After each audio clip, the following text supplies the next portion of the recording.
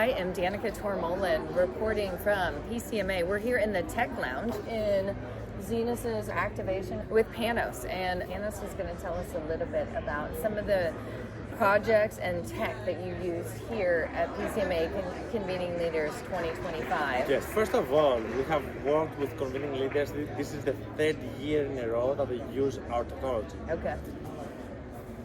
In the first year and the second year, we installed the sensors in some of the activations to collect some data that were provided to the sponsors or the partners. And Marco, who runs the sales and sponsorships team, he saw the data, he saw the feedback from the sponsors and partners, and he said, let's go bigger in 2025. So what we did, there's 40 or 50 activations in the district.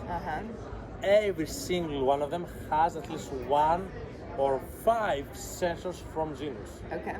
And what we do, we are measuring how much traffic there was in the aisle, impressions, brand awareness, what percent stopped and stayed in the area, lingered because maybe they saw the booth and they liked it or something. How many visits did they have? When somebody walked in, how long did they stay? Based on their facial expressions, how they were feeling, demographics, all of this information.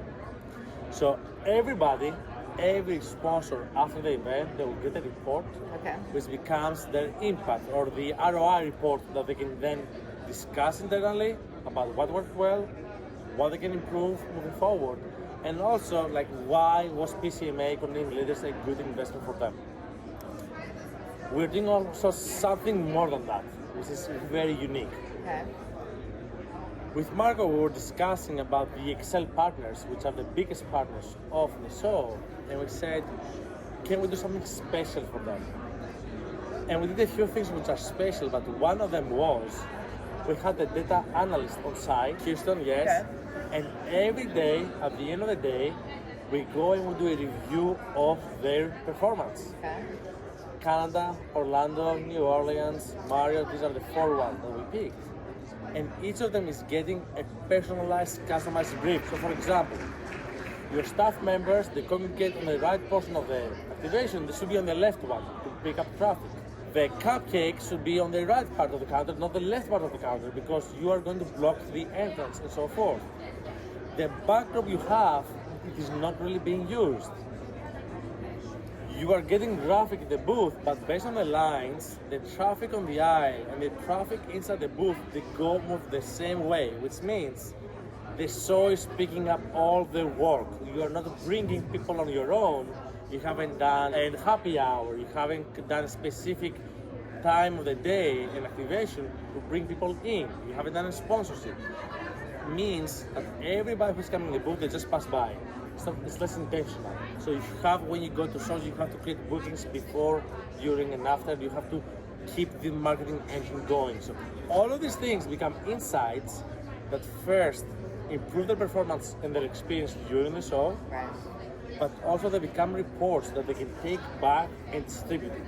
For example, I know that the Canada team, as we're doing the insights reporting, they inform their staff members, they pump them up about their good performance because they have a very high energy score, and I will tell you more about it. But also they were distributing the numbers live to their partners. So that became a very good ROI report. So their partners being like their Canada, members. Canada have MCI, Canada have other people that have participated in the booth. Got it. And I wanted to make sure that this was a good investment. And so 4 of the major sponsors were getting daily reports from data analysts. Correct. Correct. And to have actionable insights to be able to make changes immediately. On the show floor. And we saw the change. We have already seen the change and improvements. Now, both these 4 partners, but everybody else as well, they will get a deck, a very detailed deck with their performance. Interesting. Is this an extra fee that is added on? Does the show organizer take care of it? The show organizer in Zenus, we are taking care of it together as a team. Because Marco and his team, he said, I want to treat everybody who's coming to our show in a special manner. We are very confident in our show. We know we bring the right audience. and we want to help people do better and take these reports. Yeah. And even outside PCMA, sometimes the reports that we see are the following. When the number of people in the booth go up, time goes down, and vice versa. Okay. This is usually an indication you don't have enough staff members or you don't have enough space, Right. and when people come, they have nobody to talk to and they leave. Uh-huh. Or you rush, and you just Yeah. brush off people. So a lot of the booth managers, they use this data and they go back to the leadership and they say, I need more I people. need more Yeah. people on Yeah. site. I Yeah. need a bigger For space. proof, yeah. Exactly, because otherwise, how can you prove it? Yeah. You go to your leadership, everybody's asking for more money. Right. That's number one. Number two, what we are doing more and more, we have a funnel because we can track traffic on the aisle, inside, dwell time. Sometimes we pull the data on the number of scans as well to make it part of the same report. So just the number, just as part of the report, we create a funnel. Okay. Then we have on the left side the funnel from the events, on the right funnel the digital, so forth, the average conversion rates. And events, they are doing really well. They convert very well. Yeah. I was speaking earlier today with a person who is running for a pharmaceutical company all of the European region. Okay. And he was telling me two things. The first thing that he said was, digital is always on the budget. We are struggling to get enough budget, and we have all the conversations with the doctors. We are bringing all the business. It's not like digital has a good conversion rate, but they have the data to show that something is happening. And that's True. sometimes that we're True. providing. Interesting. Yeah. Very interesting. Was that a session? It was not a Or just a session, but conversation that you had here? this was a conversation I had Yeah. here with one of our clients. Yeah. Yes. Yeah. Interesting. So, can you give me some baseline numbers or any things that stood out in the data either from this year so far, if you can, or from 2024, if that is... I will see some of the good things, so Yeah. hopefully we don't need permission or anything. Yeah. First of all, the energy has been very high throughout the show. In particular, the Canadian booth, the destination, they had an energy score of almost 88 to 90%. Okay. For context, in most cases, when we have a business event, you are going to be between 75 to 85%. Okay. That's They went your to 87, averages. 88, yeah, these are the average. Yeah. They went to 77 to 88%. That's amazing performance. This means people are in positive mood, they're enjoying the show, Okay. and when you talk to them about something in a better mood, they're more open and so forth. The dwell times, they're very high. Like we had Yeah, the what's that? What is that? New Orleans, they had the minimum, like they had 9-minute conversations easily with multiple people. Usually the threshold on average for a qualified conversation is 6 minutes. Okay. Almost everything has been over 6 minutes. But New Orleans in particular, they're way above 9 minutes. Huh. And in a conversation with them, we said, did you do any give outs, handouts, and so forth? And they said no. We made the decision to focus mostly on trying to have engaging conversations with people. We do have a coffee area and so forth, bring people in and talk They to them, did, yeah. make them feel comfortable, but we were not just giving out stuff Right. for free. And I said that's great because the booths could do, they have lower dwell times. You get your numbers up, but is this actually meaningful or is it a vanity metric? I noticed they had a happy hour in their booth, and they were giving away some kind of pies, but they Yep. were like under glass. Exactly. They were under talking glass, to you so about they the were, story. yeah, Exactly. Yeah. And people could pick the one, and it felt more that More personal, special. exactly, and, yeah, exactly. Yeah. The puppies work very well, but Yes. also other thing that speaks to people's hearts. Like I remember we did a Clarion event a while ago. They had an activation for cancer patients and the struggles they go through. That worked very well. Usually, if you want to have, you need to have a connection. Events are all about connection, so you need to have this in mind. Anything else that you've worked on with PCMA that we should talk about, or that might apply to other event organizers who might be watching and learning and listening about how you can use technology to enhance the value of your event? We had a handful of sessions. Our marketing director, Nick Borrell, had a number of sessions on AI, not just about Zenus and what we do in general to educate the audience, but also there was a session, Freeman hosted that one about AIA and Okay. how they use the data about using, Okay. making better decisions and so forth. And there are different elements that they covered. And it's a combination of education and actionable insights that we work with. What was he saying? So I can give you some ideas. A lot of the time, people think that if you have an activation or a booth at the end, at the back, is the worst thing that can happen to you. Not always, but about, I would say, right now, at about 75% of the shows we do, what we see is that the booths by the entrance sometimes do not get all the traffic. Because people, they just want to move and get out of the way before they explore.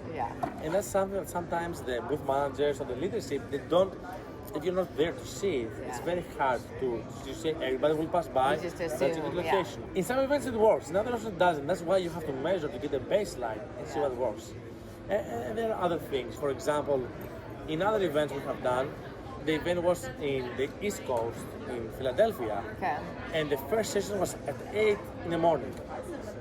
The facial reaction here was very low because half the audience not very was much energy. half of the audience was from the West Coast. That's very early in the day for them. That's 6 a.m., 5 a.m. So there's things like that work very, at PCMA. If you saw the district, the first day it opened at 10 a.m.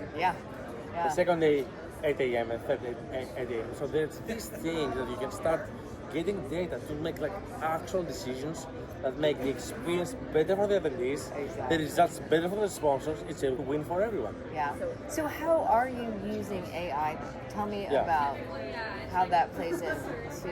So you can hold the phone. I can show you. Sure can. So let me go and show you. So we have a device here. Oh, this is great. Yes.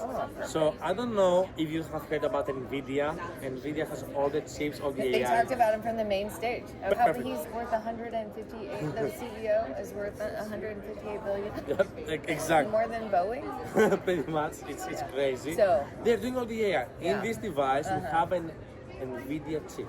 It has almost 400 GPU cores. Like your MacBook has 8, for example. So it has a lot of processing power. And what this allows us to do, we can run all the AI models locally. So we don't need to transmit to the internet. Exactly. It's not wired. All the processing happens locally.